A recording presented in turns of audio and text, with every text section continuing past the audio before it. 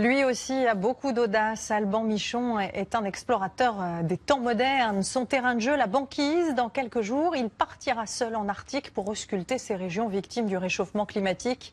Mais ce genre de mission ne s'improvise pas et c'est en France, à Tignes, qu'il s'entraîne. Antoine Habert, Yves Le Bacon et Pascal Marcelin l'ont rencontré pour nous.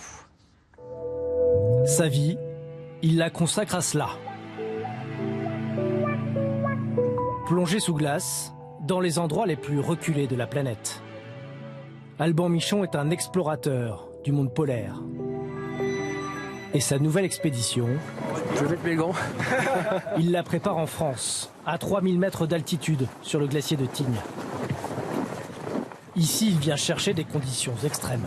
Donc moi, ce qui m'intéressait là pour l'entraînement, c'était qu'il fasse soit très très froid, soit un peu tempête, voilà, avec un petit peu de vent, un peu de neige. Donc moi, je trouve que c'est parfait. Sur la banquise, dans le Grand Nord canadien, Alban va traverser le passage du Nord-Ouest. Les températures approchent là-bas les moins 50 degrés. Il lui faut donc tester son matériel dans des conditions de très grand froid. Ça tombe bien, ce jour-là dans les Alpes, il fait moins 20 degrés et on annonce une tempête. La tente est prête pour y passer la nuit.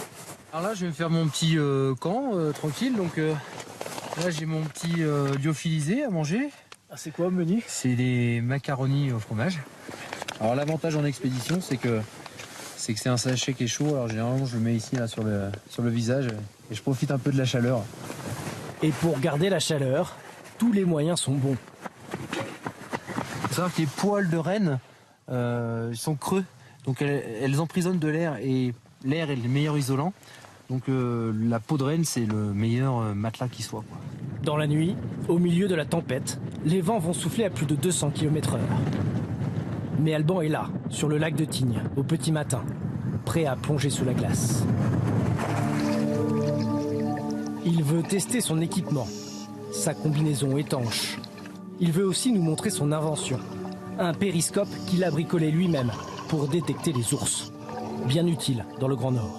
Je vais immerger ce périscope et quand je serai sous l'eau, en fait, je vais regarder, je vais faire un tour d'horizon et je vais regarder si jamais il y a un ours polaire. Il peut très bien m'attendre en surface, au bord du trou, et me prendre pour un phoque. Pendant plusieurs semaines, Alban va parcourir cette banquise qui ne cesse de fondre. Elle a perdu la moitié de sa surface depuis les années 50. Il y a une dizaine d'années, on avait à peu près 3-4 bateaux qui arrivaient à passer ce passage, parce que c'est vrai que c'est rempli de gaz. Hein. Et 10-12 ans après, on en est à peu près à 140 bateaux par an.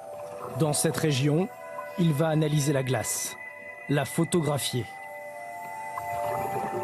Laisser ainsi un témoignage pour les générations futures.